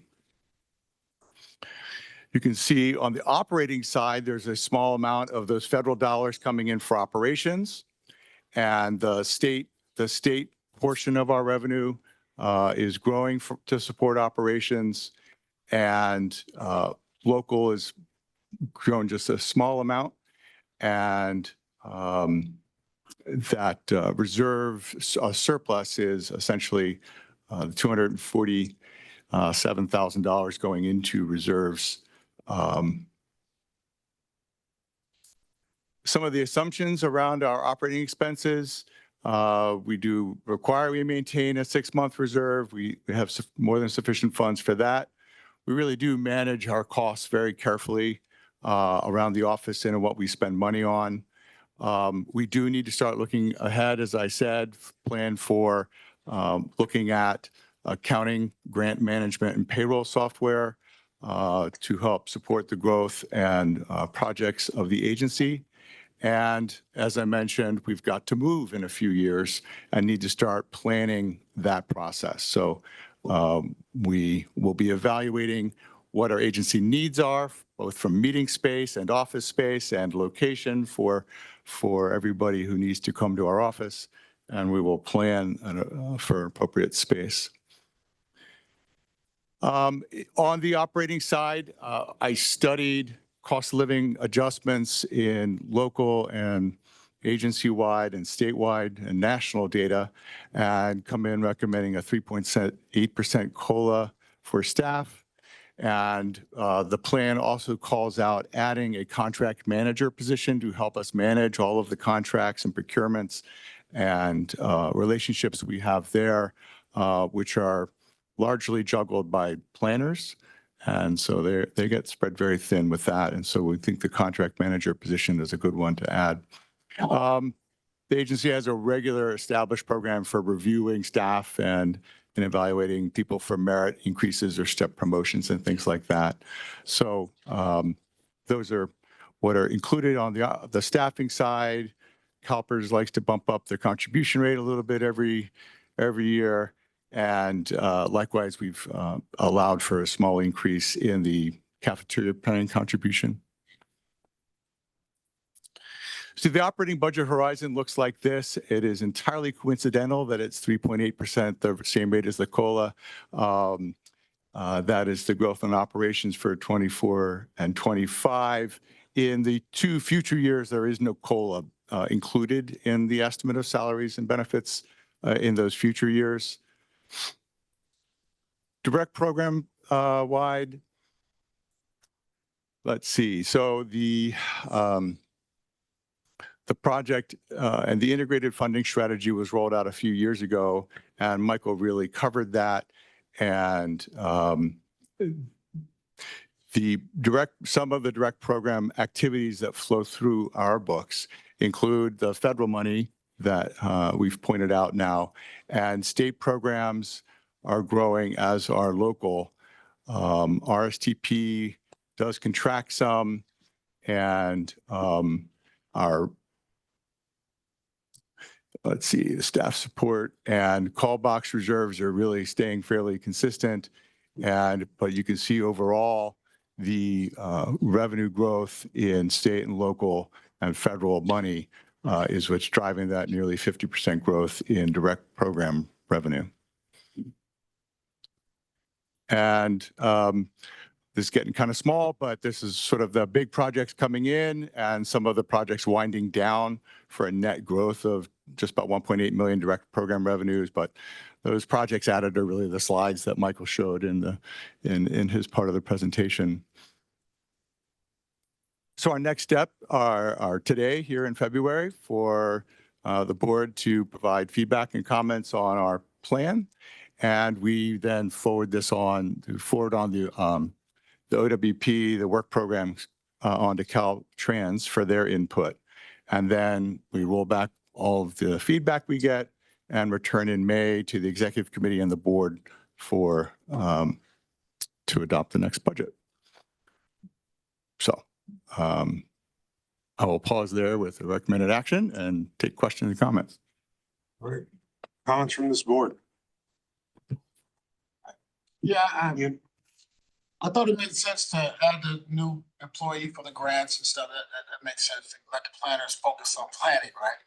But I didn't understand the part about not putting in the COLA for the out years. Why wouldn't that be a rough number if you put in there? I believe it's just been historical practice to do it year by year. But so no other reason. And then I don't know this off the top of my head. Roughly, what is the cost for personnel? About 2 million. About 2 million. Yeah, I think my main point is if you don't put the COLA in there, then roughly we're just asking to add, what is that, 2% of that every year. That seemed like a lot, but it was just a question. No big deal. That could be brought back and may revise if the board would like. No problem. I think if we look at an average of what we've done over the last decade and plug that in as a placeholder for assumptions, that would be fair. So I agree. Thank you. That's easy to add. Yes, Ed. Yeah, thank you for the presentation, and it's quite impressive when you start to open up and see all of the work that's going on. And I just wanted to highlight for the public, I know the board knows this, but 16 and a half members of the personnel, do I have that right? 16 and a half people that work for you? 17 right now. 17 right now. Yeah. Glad we have a whole. It's a little confusing, but when you look at the chart, we have a part-time position that we're removing. We're adding the contract manager position, and there's also we're reinstating intern positions. So that's the other kind of half that's comes back in. Yeah, great. And those are great numbers to see, but when you compare that to the enormous amount of work there, I just want to highlight that it's not a large agency with a lot of different elements to it. I look at this, the personal capacity is always a concern.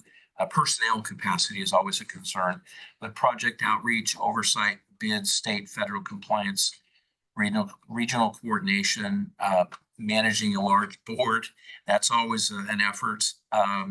But this always results in what I've seen as regional progress, which is, I think, why we're all here. So just to highlight the number of work elements, 34. And when I start to open them up, there are so many details of all the moving parts. It's just great to see. And for the public to know that there is a strategic goal, and it's deliver projects and programs, maximize funding, communicate early and often, prepare for the future. And I think we're doing that. And I noticed on the work chart, there's an A team here. They're all named A. For planning, Christina Watson. So that's the A team. And we also have on the other side, Mike Zeller with a lot of folks that are there. So 30% of the folks in TAMC roughly are named A. So there's a lot of A team folks, whether they're named A or not, but I look at this as an A team and great effort. Thanks for the presentation. Yeah. Yeah, thank you for the presentation. I absolutely like when we moved integrated funding strategy portion of the budgeting and how we're breaking things up. But I think it'd be great for the public to also see, I don't know how you present this, but on our past years, how we leveraged those dollars. So how much did what we've spent bring in other dollars, even though you're identifying funding in here, is if we could denote our Measure X leveraging, the local dollars that we're leveraging and how much that is bringing back. So if there's just something to think about, but I think if the public saw that we're roughly 3 to 4 to 1, right? About right now? I don't know where we're at exactly right now, but we have been very successful on our Measure X leveraging.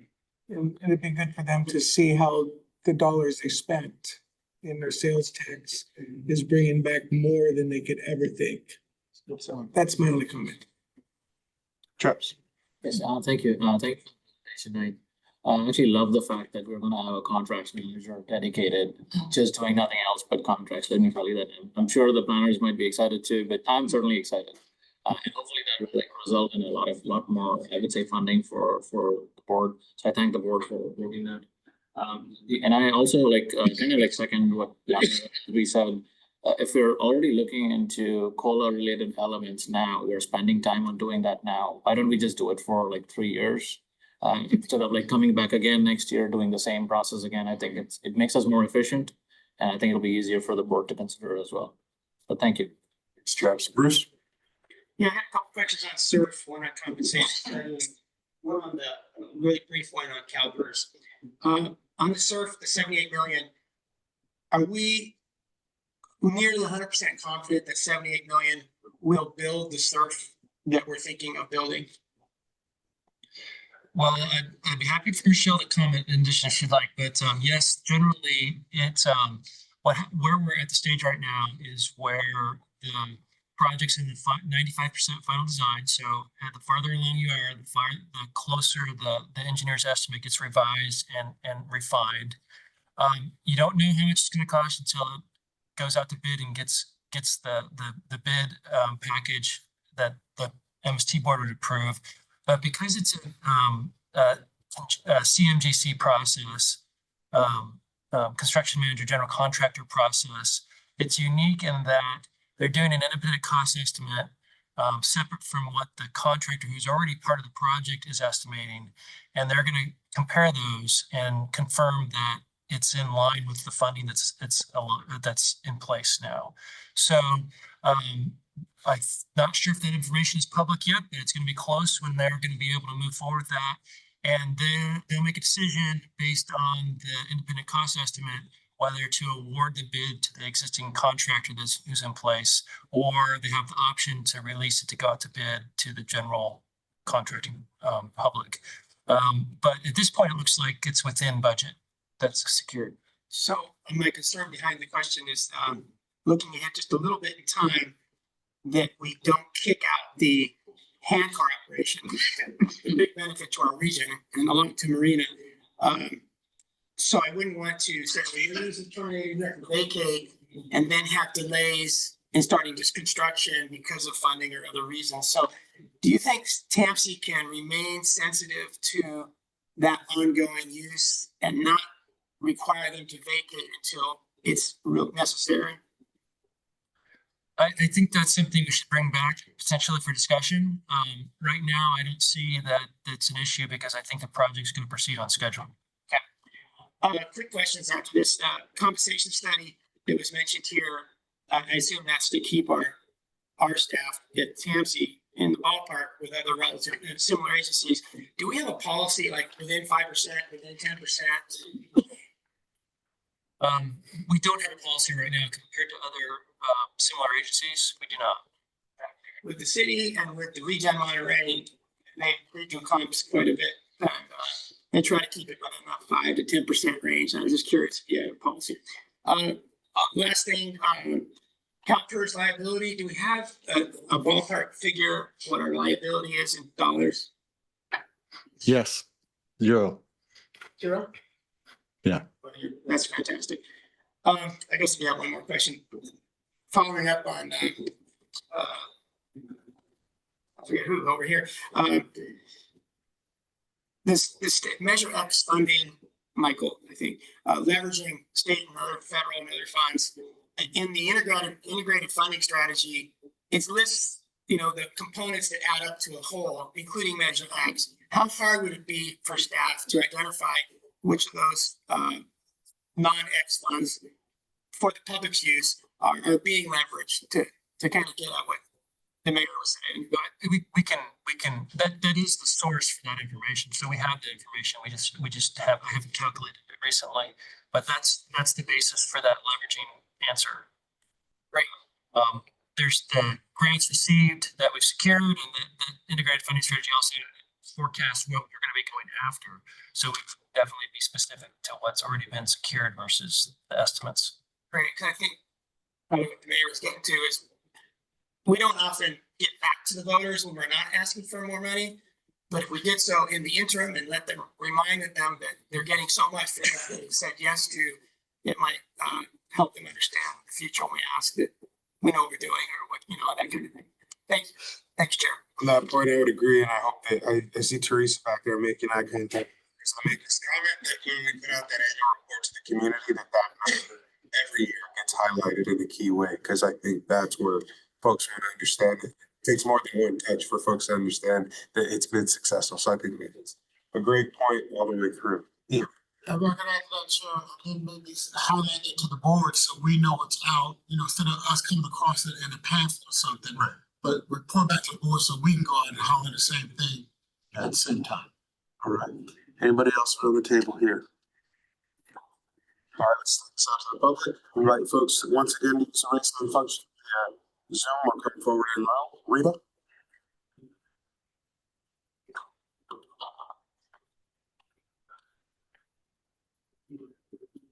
Thanks again. Todd kind of teased me when I walked in. He said, "Oh, you're here to heckle Jeff." I'll try not to heckle him, but I do have 2 questions and a couple of comments or suggestions. The first is, I see that the salaries have gone up. The total salaries are up 1.2%. I'm assuming, I didn't see a breakout, but I'm assuming it's a lot due to the COLA and promotions. But then proportionately, the benefits have gone up almost 10%. Is there a reason that the benefits are up 9.6% when, unless benefits have changed? I was curious, why that was the case, so maybe staff can answer that question. That was one question. And the other was, I was a little bit confused on the usage of the reserve because some of the charts and the staff report are showing that we're using reserve for the operating side, which is the budget I used to focus on, because direct programs, you either get the money and then spend it. But for operating, those are your day-to-day costs. And if you don't have the money, you got to go to the reserve or whatever. But some of them are showing that we're using and some of them are showing that we're not using. So I was a little bit confused on that. And then my last suggestion was, I think Mayor Delgado kind of pointed out the reserve. And I think there was a suggestion right before I left that we have a reserve policy. And I think the policy, part of it looks like it's going to be for a building, which is in the 3rd year out. But the unfunded liability, Jeff, I'm sorry, I know the unfunded accrued liability for pension that you asked about was over $1 million when I left. So unless you guys have paid that in the last year, that it probably is much higher than $1 million, $1.5 million at this point. Our normal costs are not there. The UAL. And I think that's what you were referring to was a UAL, unfunded accrued liability for pension, right? So you might check that. But my suggestion would be that the board consider paying that. We paid that off about 7, 8 years ago because it was about $500,000 at that point. And we paid that and we've been amortizing that over the agency budget over 5 years because that's what the auditors and Caltrans's overhead ICAP that Mara referred to, indirect cost rate, asked us to do. But, that may be a good use for the reserve because we're paying CalPERS almost 7%. And instead of paying them 7%, maybe we can save some of that by paying out of the reserve. So that was my last comment. Thank you, Rita. Thank you. No one else in the room and no hands up via Zoom. We'll close public comment and bring it back and see if staff wants to address some of those issues raised.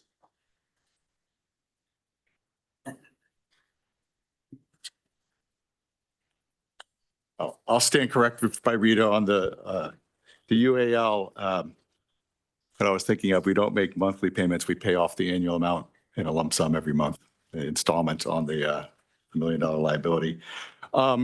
The roughly 10% increase in benefit costs, that was me just, part of it was an estimate of what health insurance costs are going to rise at.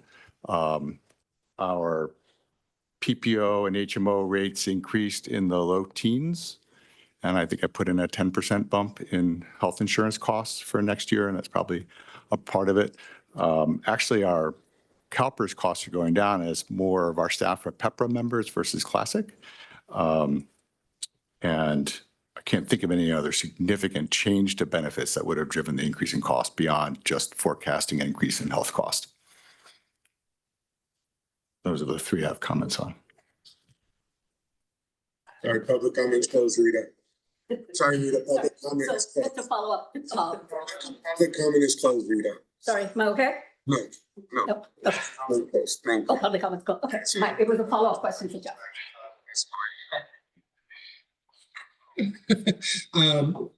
I'm sorry, I missed what Jeff didn't answer. Okay, so there was 3 questions that Rita posed. The first was clarifying the unfunded liability, which we're told is $1 million. But then there was a comment there that we pay it off every month. So is it $1 million or are we paying it off every month? I think we're confused on what the issue is, and I think we have the $1 million or so unfunded liability that we'll need to bring back to the board to discuss paying off. That's my general understanding, but it's not something that I've talked to Jeff or Rita about in the last 2 years. Okay. I just know it's been out there. Okay. And Well, there was another question in there, Rita. You want to clarify for me what that last question was, the final one? Am I allowed to? Sorry, didn't mean to violate any protocol. No, so maybe, sorry, I should come up here. So there used to be over like $110,000 that I used to put in the budget to pay off the amortization of the payment that we made to. So maybe that 110 hasn't been taken out, and maybe that's what's bumping your benefits up. I don't know. You might want to take a look at that. Has that been taken out or not? Do you know?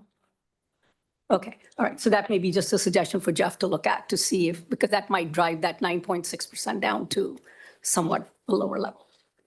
Sorry, I just remember some of these numbers off the top of my head, so.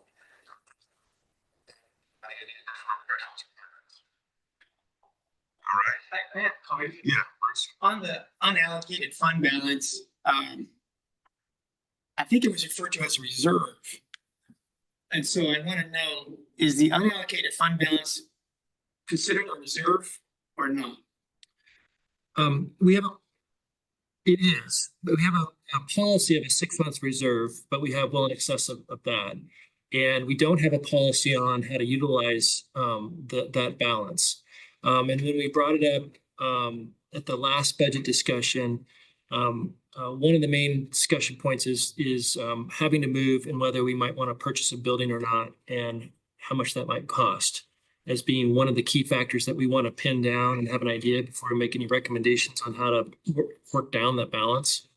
So just to provide some kind of where I expect we might go is after we make that decision, go through that process, then we talk about what's a reasonable amount for us to be maintaining. And then that is money that's from transportation resources. So we'd be talking about putting it back into projects or something, or programs. But we're not ready for that discussion yet. So my suggestion is when the unallocated fund balance gets into the millions and we have important projects that we know we want to do, that it looks better and it's probably better planning to establish true reserves for particular purposes to bring that unallocated fund balance down to something, it's like less than $1 million or something. So you have some leeway to move stuff around. But then sort of tells us, the board, and it tells the public that we're planning for these things in the future, and that's responsible planning. We may need to go to the public some way to get more money, but anyway, just high unallocated fund balances doesn't seem like a good policy to follow. Thank you, Chair. Anybody else? I just jumped in, that's not a policy. Right, so we just need to acknowledge that we're gonna talk about that soon, but it's just, I appreciate what Bruce just said about that's not a good policy. I'm just saying, it's not a policy. No, it's just fact. So I'm agreeing with you. But I'm just saying, we never had that policy of what we do with the money. It's just been dumped in there, and now it's getting into, quite a bit. And so I'm willing to wait till you bring it to us to tell us what to do with it. But then you skipped over the building fund part of it. Right, so that's going to be another, fund balance, right? Are we going to name that as a future building, or is it going to be reserved? So in the budget, Jeff mentioned that he had put in some money to purchase a building, and I believe it was $4 million just as a placeholder in the budget, just to reflect that was our intent to move forward on. We have to move from our current office space. The property owner doesn't want to extend our lease. We don't have a recommendation to buy a building yet or do anything else, but we wanted to let the board know we need to start working towards this. So we very well might find some place to lease that is appropriate and fits our needs, but we put that $4 million in the budget just as a placeholder to kind of make sure everyone understood that that's one kind of the biggest option. Yeah, I think we just started talking about unfunded fund balance, but when you talked about it, you talked about the building fund, and then you just left it there. So I'm just picking up the thread. That's all. Sure, thank you. Anybody else? All right, hearing nobody on this particular item at this time, I don't know that we have additional things to add beyond the direction provided, but we're asking that we direct the executive director to bring the 3-year budget with the 1-year work program, the 2024 integrated funding strategy back to the board in May of 2024. If there's no additional direction, is there a motion? I've got a motion from William. I'll take a second from Askew and ask for a roll call vote on that. The motion itself just also puts the direction for me to submit the draft OWP to Caltrans. So like the motion. Second stance. All right.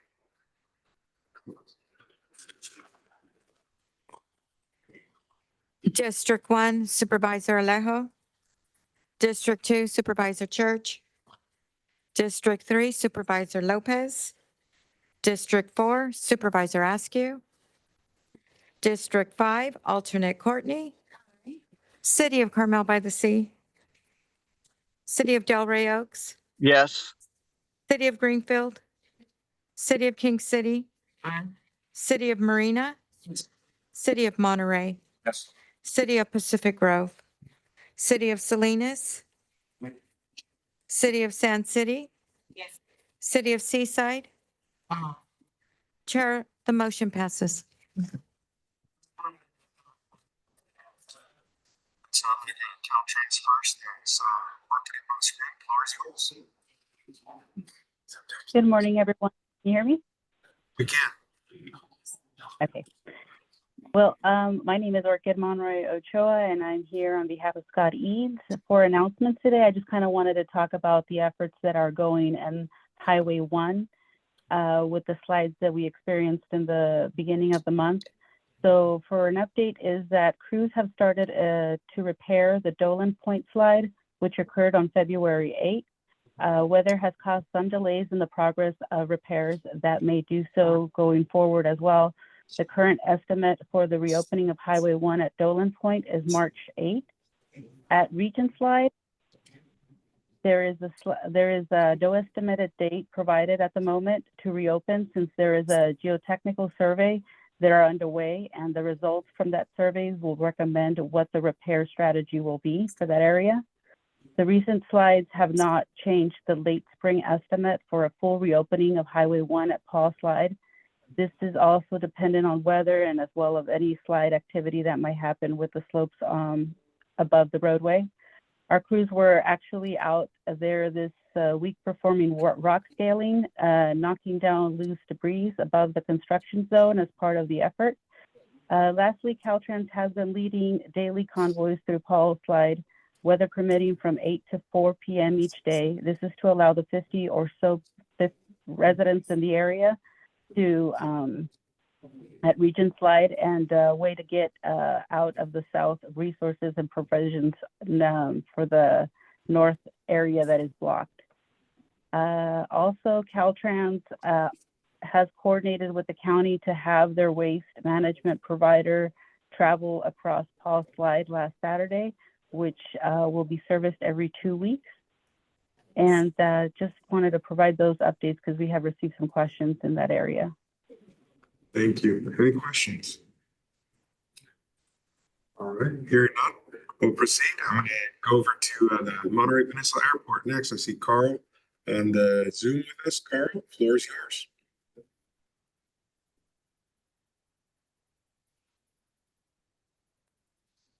One more call for Carl. Carl. All right, we'll keep going. Can you hear me now? Am I too late? Nope. Okay, sorry, I had a little bit of problem unmuting myself. Thank you. Interesting meeting today. We're proceeding at the airport.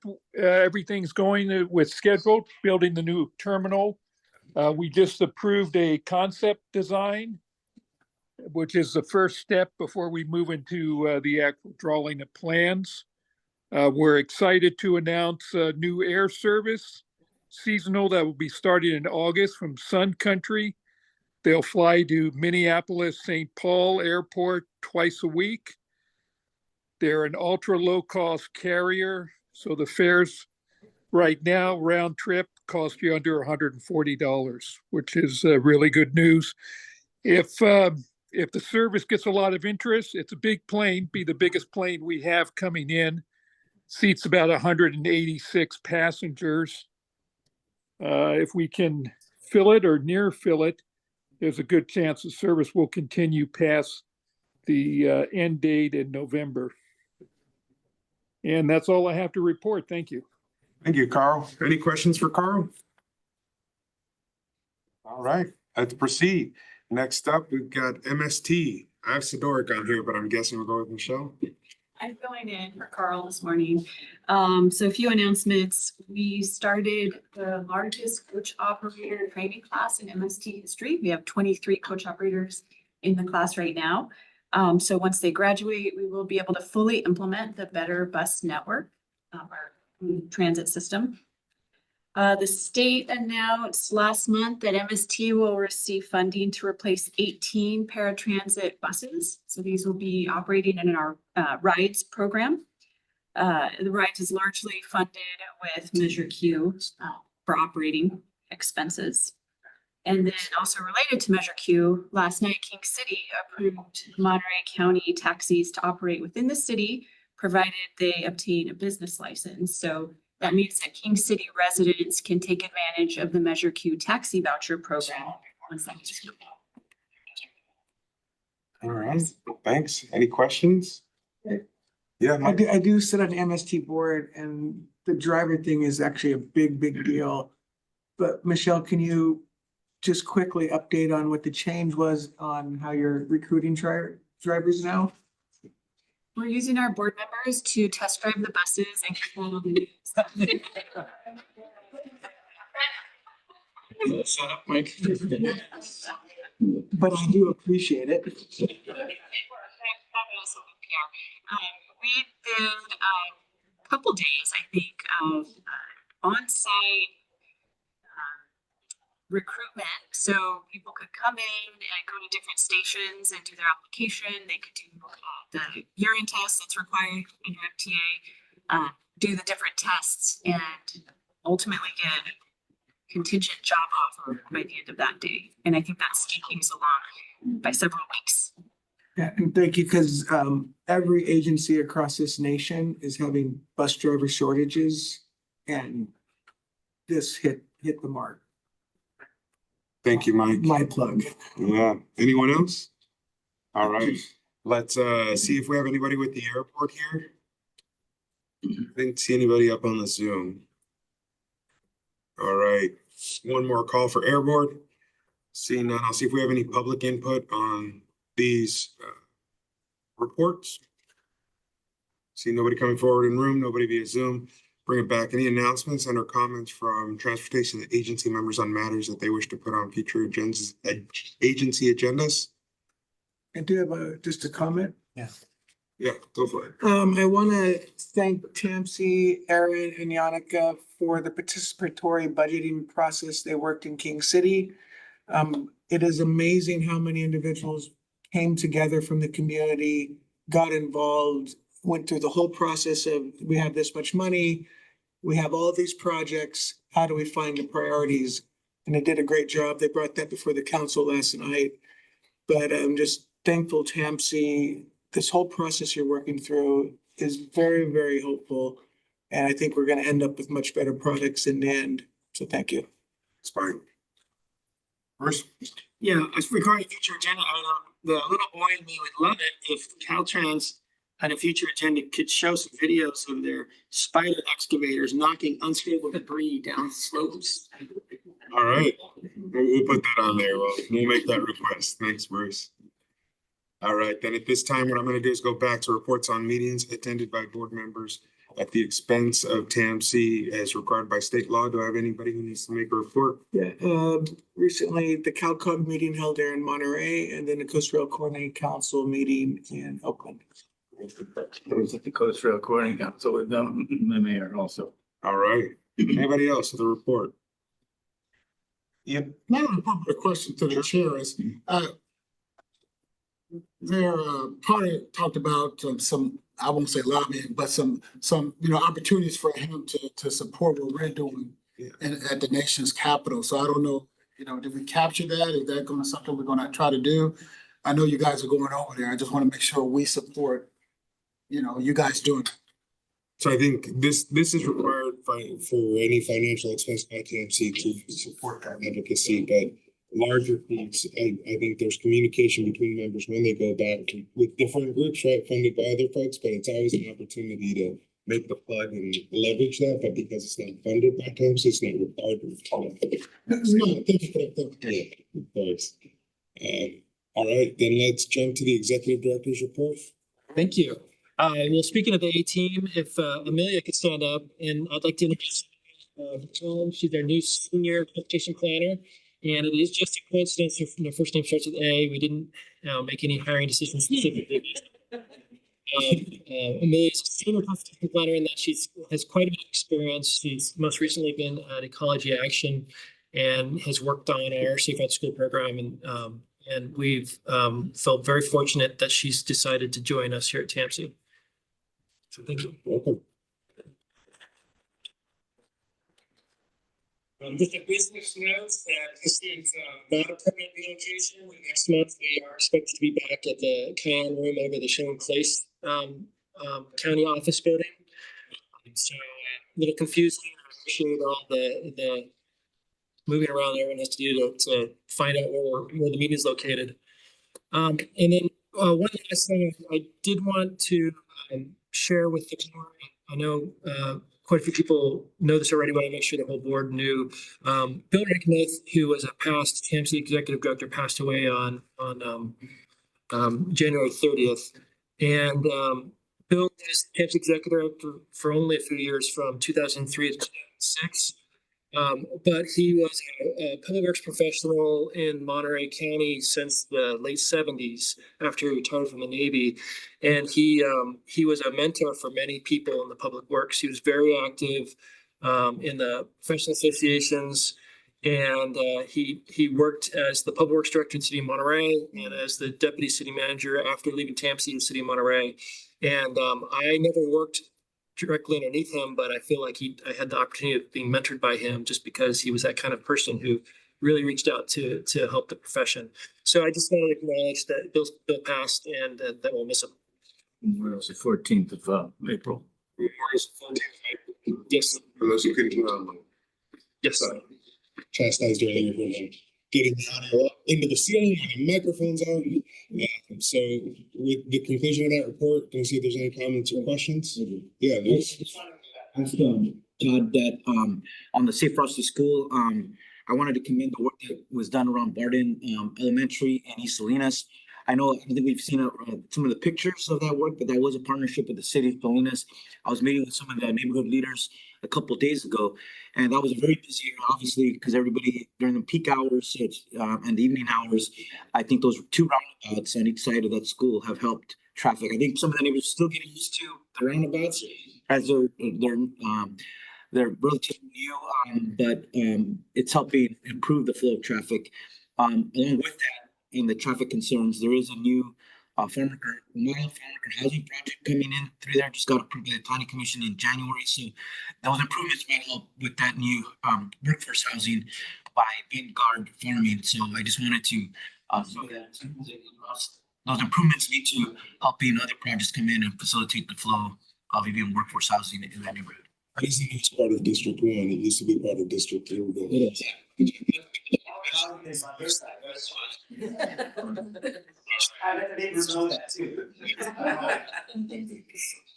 behalf of Supervisor Adams, I wanted to say thank you to the TAMC team that went to the Toro Park HOA meeting. They were presenting on the Highway 68 improvement project, and it's a great example of how TAMC is going to the public to talk about this project. And so on behalf of Supervisor Adams, we greatly appreciate their involvement there. Thank you, Tony. Anyone else? All right, we're adjourned. Know that our next meeting will be on Wednesday, March 27th. See y'all soon.